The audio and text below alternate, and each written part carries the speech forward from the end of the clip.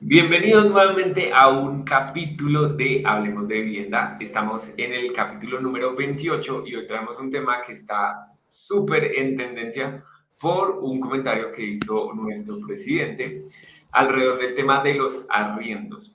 Él establece que los arrendamientos están por las nubes y se está presentando especulación. Así como nos gusta siempre, vamos a ver con cifras y hechos si realmente hay especulación en Colombia a nivel de arrendamiento y le vamos a mostrar una serie de gráficas y datos para que ustedes tomen su propia decisión y puedan generar su propio concepto. Hola Lucas, ¿cómo estás? Bueno, Sergio, muy buenas tardes y yo creo que aquí no venimos a defender lo indefendible porque evidentemente los arrendamientos están muy caros y están muy por las nubes. Hemos visto ciudades como Medellín, la gente se anda quejando, se habla de gentrificación, se habla de que hay mucha especulación por la entrada de personas extranjeras, etcétera. Pero yo creo que más que hablar de que, pues, o de un sentimiento de que el arrendamiento está caro, como bien lo dices, vamos a hablar aquí de las cifras porque a nosotros lo que nos gusta es, digamos que soportar con datos y dato mata relato, como le escuché a una persona en estos días en TikTok. Entonces, ¿por qué los arrendamientos están muy por las nubes? Lo que queremos explicar es que hay 7.2 millones de hogares que viven en arrendamiento en Bogotá hoy en día, en Colombia, y eso equivalen a 21 millones de personas que viven actualmente en arrendamiento. El tema preocupante un poco de esta cifra tiene que ver con que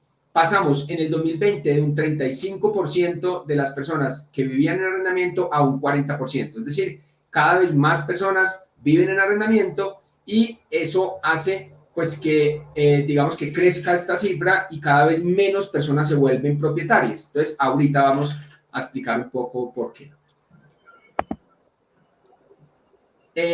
Hay un tema, Sergio, que es bien interesante para entender todo este concepto, que es el déficit. Aquí hemos hablado varias veces de lo que es el déficit de vivienda, el déficit nacional, y que se parte en dos, un déficit cuantitativo y un déficit cualitativo. Entonces, el cualitativo tiene que ver con la calidad de las viviendas, pero el cuantitativo tiene que ver con los números de viviendas. Y quise traer estas tres definiciones que tiene el DANE, porque pues esto se hace a través de encuestas, y estas tres definiciones son muy importantes para que la gente entienda cómo se mide un déficit de vivienda. Entonces hay una definición que se llama la de cohabitación, que dice que se consideran en déficit los hogares que habitan en una vivienda en la que hay tres o más hogares. O sea, tres o más hogares viven dentro de una sola vivienda. Además, habla que en las cabeceras y los centros poblados se consideran en déficit los hogares secundarios que habitan en la misma vivienda con otro hogar, en el caso en el que hay más de 6 personas en toda la vivienda. Entonces ya tenemos un tema que es una definición por cohabitación. Ahora hablemos de la definición que habla por hacinamiento no mitigable. Y esta es una definición muy importante porque se define como déficit cuantitativo a todas aquellas personas y dice, aplica solo para las cabeceras municipales y los centros poblados y se considera déficit los hogares con más de 4 personas por cuarto para dormir. Entonces, Sergio, lo hablábamos ahorita, cuando en las redes sociales nos comentan acerca de las cajas de fósforos, acerca de los apartamentos que estamos construyendo los desarrolladores de tamaño pequeño, de las áreas pequeñas, nosotros insistimos, estas opciones o necesidades, pues, o digamos que alternativas de vivienda que tiene una persona, lo que está resolviendo es un déficit cuantitativo de una persona que vive en hacinamiento, es decir, una persona que cumple con estas condiciones, que es que viva con 4 personas por cuarto para dormir. Entonces, y la tercera definición, que es el déficit cuantitativo por materiales en las paredes exteriores, habla de un tema que se consideran déficit los hogares que habitan viviendas en las que el material predominante en las paredes exteriores sean madera burda, tabla o tablón, caña, esterilla y otros vegetales, materiales de desecho, y los hogares que habitan en viviendas sin paredes. Entonces, ya tenemos el concepto de definición de qué es lo que por definición es o se considera déficit cuantitativo. Ahora miremos cuáles son las cifras oficiales del DANE, porque para el 2019, 2020 y 2021 hay 1.263.000 hogares en Colombia en déficit cuantitativo. Y esto habla de una parte de la población digamos que en cabeceras y otra parte en la población rural y habla, digamos que tiene una definición por tipos de vivienda, etcétera. Entonces, pues, Sergio, con esto queríamos complementar o quería, digamos que hacer una introducción de a qué se considera déficit cuantitativo sobre todo, porque entonces estamos hablando que en Colombia 1.263.000 hogares, no personas, hogares, tienen un déficit cuantitativo, es decir, necesitan una vivienda porque tienen alguna de las condiciones que mencionamos ahorita. Ahorita, Lucas, si ahí quieres.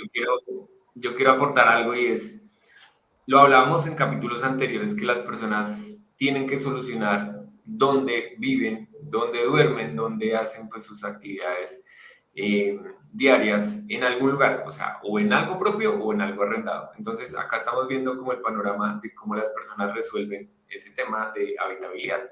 Si están o hacinadas o están pagando arriendo o tienen algo propio. Entonces, con ese contexto vamos a entender si el mercado necesita regulación o el mismo mercado se autorregula. Quiere decir que de un lado, si se deja vender vivienda en un lado, crece en el otro, que supondríamos que crece a nivel de los arriendos. Entonces, lo que nos muestra Lucas es eso. Actualmente, ¿qué pasa en Colombia? ¿Todos somos propietarios o todos vivimos en arriendo? ¿Estamos viviendo en unas condiciones ideales o estamos viviendo en hacinamiento? Y esto pues da pie para las siguientes gráficas que les vamos a mostrar.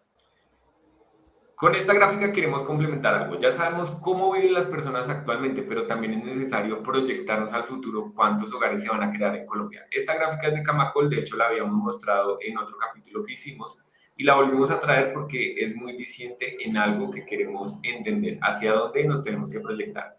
Se estima que desde el 2023 al 2033, quiere decir en los próximos 10 años, contando pues ya este año, se van a crear 381.456 hogares, más o menos, si esto pues lo dividimos en 10, 38.000 hogares que se crearían todos los años. Esta cifra pues va a empezar a impactar a lo que ya existe, lo que actualmente ya se solucionó el tema de vivienda o no. Entonces, no solo hay que ver lo que se está vendiendo, no solo hay que ver las personas como viven actualmente, sino los hogares que se van a crear en un futuro. Y la suma de esas dos cosas nos va a decir qué está pasando a nivel Colombia. La siguiente gráfica que les quiero mostrar es cómo se está comportando la venta de vivienda en Colombia, que es cómo se está solucionando pues ese déficit que tenemos, tanto los hogares que existen como los futuros que se van a crear. Esta gráfica, esta tabla, también es de Camacol, está actualizada a junio del 2024. Podemos ver que en los últimos 12 meses se vendieron 136.000 viviendas en Colombia. Este es dato del año corrido del 2024. Ya vimos cuántos hogares se crean, ya vimos cuál es el déficit. Siempre esta cifra de creación de vivienda nueva es inferior a lo que tenemos como demanda. O sea, la oferta siempre va a ser inferior a la demanda. Sergio, entonces aquí la conclusión que se puede llegar es la siguiente, y es que según la información que nos presentabas ahorita, o la que presentaba yo, que era el déficit cuantitativo, si son 1.200.000 viviendas, si siguiéramos vendiendo a ritmos de 136.000 viviendas anuales, que es a lo que estamos llegando en este 2024, nos demoraríamos 10 años solamente en cubrir el déficit cuantitativo de vivienda. Eso sin contar los 300, los más de 300.000 hogares que dijiste que se crean nuevos o que se van a crear dentro de esos 10 años. Entonces, un poco para que entendamos la balanza y para que entendamos ese equilibrio, es que el país primero necesita no solamente atender los nuevos hogares que se crean, sino ir cada año reduciendo el déficit de vivienda cuantitativo. Entonces, todo esto para contarles cuál es la correlación que hay entre la oferta, que es las nuevas viviendas que se crean y que se producen y que se venden, versus la demanda, que son los hogares que son los que necesitan vivienda. Entonces, cuando usted tiene un desbalance entre la oferta y la demanda, hay muchas más personas buscando en dónde vivir que o sea, que los lugares en donde pueden comprar o en donde pueden habitar. Y eso empieza a generar una situación, y es que empieza a incrementarse el valor de los arrendamientos. Pero porque es un tema de mercado, es una regla básica de la economía. Cuando hay escasez de un bien, pues los precios suben. Pero entonces en la vivienda de interés social tenemos una ventaja y es que la vivienda está establecida, el precio de venta está regulado por el gobierno porque es en salarios mínimos. Pero antes de pasar al precio de la vivienda, quiero contarles cuál es la relación con el índice de precios del consumidor o lo que se llama la inflación, y es el incremento del valor de todos los, digamos que los elementos o de los principales elementos de la economía, entre ellos el arrendamiento. Entonces, miren lo que pasaba hace unos años. Esta gráfica nos muestra desde 1955 cómo se comportaba la inflación. Estaba en el 2.03 anual, llegó al 60, en el año 63 a subir al 33%, luego bajó y se estableció por aquí en niveles entre el 5 y el 10%, y subió durante esta época, digamos, entre los 70s a los 90s, y esto empezó a caer a partir del 91, empieza a caer, y eso tiene una explicación muy clara, y es que cuando, o sea, la Constitución le crea un mandato al Banco de la República, y es que tiene que controlar la inflación. Es importante para el gobierno que se controle la inflación, es decir, que los precios de los productos, los bienes y servicios y los alimentos se mantengan en unos niveles, pues digamos que indicados. Entonces, ¿qué ha pasado en los últimos 2 años? Pues que la inflación en enero del 2022 estaba en el 6,94, se trepó hasta el 13,34%. Esto es una inflación, digamos que anual, llega en el 2023, empieza a bajar hasta el 10,15%, y en este momento, digamos que el último dato de inflación que tenemos de marzo del 2024 iba en el 7,36%.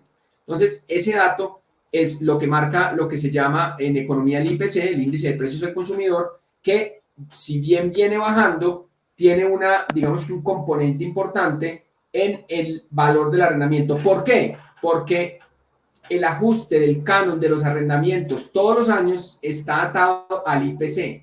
Entonces dice que un contrato de arrendamiento que cumpla un año de ejecución con un mismo precio, el arrendador podrá aumentar el valor mensual del arrendamiento hasta en un 100% el incremento del índice de precios del consumidor, que es ese IPC, del año inmediatamente anterior. Entonces, por eso, el IPC del 2023 cerró el año en 9,28%, con lo cual ese es el máximo valor que alguien le puede aumentar en el arrendamiento a otra persona. Entonces, como vimos en la tabla anterior, el IPC venía subiendo, con lo cual los arrendamientos cada año, cada que se vencían los contratos de arrendamiento, se subían con el IPC.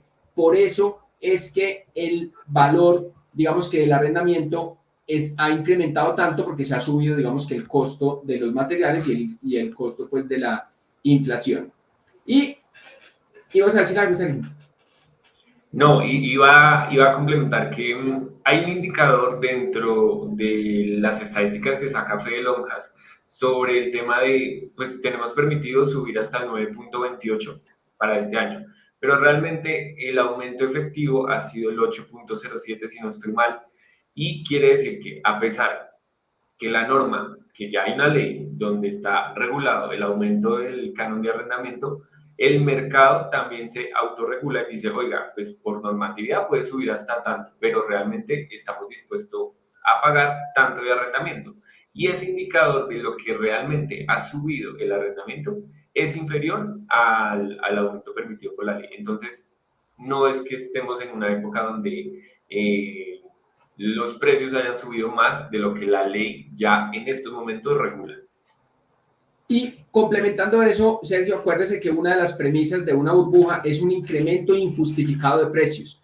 Y aquí el incremento se ha dado porque ha ido incrementándose el IPC, pero el otro elemento o el otro factor que me parece muy importante resaltar es que el precio de la vivienda en Colombia, de la vivienda de interés social, que recordemos es el 70% de la vivienda que se vende, está sujeto al salario mínimo. Entonces, les traje esta gráfica, cómo ha incrementado el salario mínimo desde el 2017, que teníamos un salario mínimo de 737,000 pesos, y cómo en el 2024 estamos en 1,300,000 pesos. Entonces, esto es lo que ha subido el salario mínimo, y entonces llevé esa gráfica por años a el salario mínimo y los 3 tipos de vivienda de interés social, que son los principales, que es la vivienda de interés prioritario, que cuesta 90 salarios, la de interés social de 135 salarios que se dan en municipios de menos de 1 millón de habitantes, y la vivienda de interés social que tiene un tope en el precio en 150 salarios mínimos. Entonces,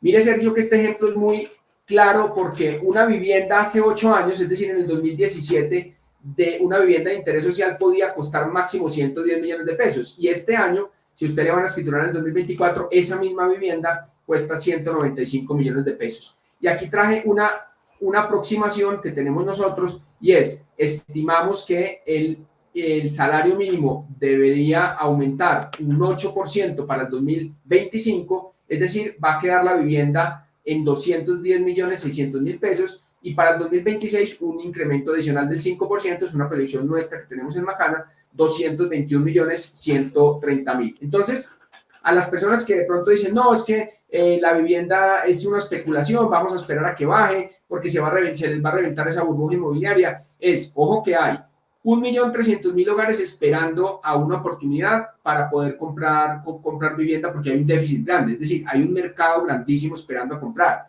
El precio está definido en salarios mínimos, es decir, no existe una especulación sobre el precio lo define el incremento del salario mínimo. Hemos tenido 2 incrementos grandísimos, o sea, a partir del 2022 pasamos a 1 millón que subió el gobierno de Duque el 10%, luego se subió el 16%, pasamos a 1.160.000 el salario mínimo y luego se subió un 12% a 1.300.000. Entonces eso hace que la vivienda valga 195 millones y eso es consecuencia de que el valor de la vivienda, pues finalmente habrán unos que la compran para vivir y salen del tema del arrendamiento y pasan a pagar una cuota, digamos que de crédito, pero hay otros que compran para rentar y pues el que compra para rentar pues va a alquilar un apartamento que cada vez vale más plata, por lo tanto pues lo que espera recibir por esa inversión va a ser más alto. Entonces, en consecuencia, el arrendamiento sube no solamente por el incremento del IPC, que también está atado al valor de la vivienda y que está atado a un déficit de vivienda nacional que es muy importante. Sergio, ¿algo para agregar en ese precio? Sí, ahí el tema del precio de la vivienda, como está regulado por el mismo gobierno, es la misma dinámica que hemos vivido todos los años. Son los mismos 150 salarios desde que pusieron ese tope a la fecha, que realmente subimos a los 150 salarios fue en el año 2017. Y con esos mismos 150 salarios, pues se ha seguido vendiendo los siguientes años. O sea, no ha cambiado el tope máximo. Y lo que tú dices, Lucas, si el precio sigue siendo regularizado por el gobierno, el arrendamiento también, porque se habla de volver o implementar nuevas medidas para evitar que el arriendo suba. Si lo que debemos mirar es cómo hacemos para vender más viviendas para que exista un menor déficit, en lugar de mirar por qué le tenemos que bajar al arriendo. ¿Qué dinámica se está pasando para que las compras de la vivienda esté bajando pues, a ese nivel y Colombia esté pasando de un país de propietarios a un país de arrendatarios? Entonces, como va a haber más personas buscando dónde vivir y no pueden comprar, entonces se va a aumentar el arrendamiento pues, por una simple dinámica de oferta y demanda. Necesitamos vivir en algún lado, si comprar está difícil, entonces pues tenemos que pagar arriendo. Ahora, Sergio, mi conclusión o mi opinión personal sobre esto es que no existe especulación sobre el mercado inmobiliario en Colombia. Es decir, aquí el precio de la vivienda está determinado por el incremento del salario mínimo y el aumento de los arrendamientos está atado al IPC.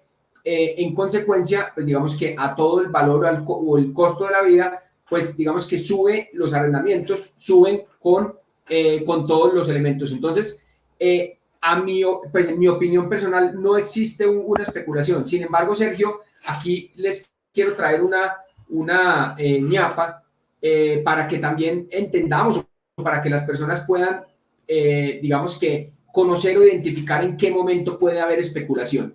Entonces, el artículo 18 de la ley 820 del 2003, yo debo digamos que reconocer que me enteré de esto hace poco, y es que establece que el precio mensual del arrendamiento es fijado por las partes, pero tiene una limitante, Sergio, y es que el canon no puede exceder el 1% del valor comercial del inmueble o de la parte arrendada del mismo, y segundo, el avalúo comercial estimado no puede exceder 2 veces el avalúo catastral vigente del inmueble.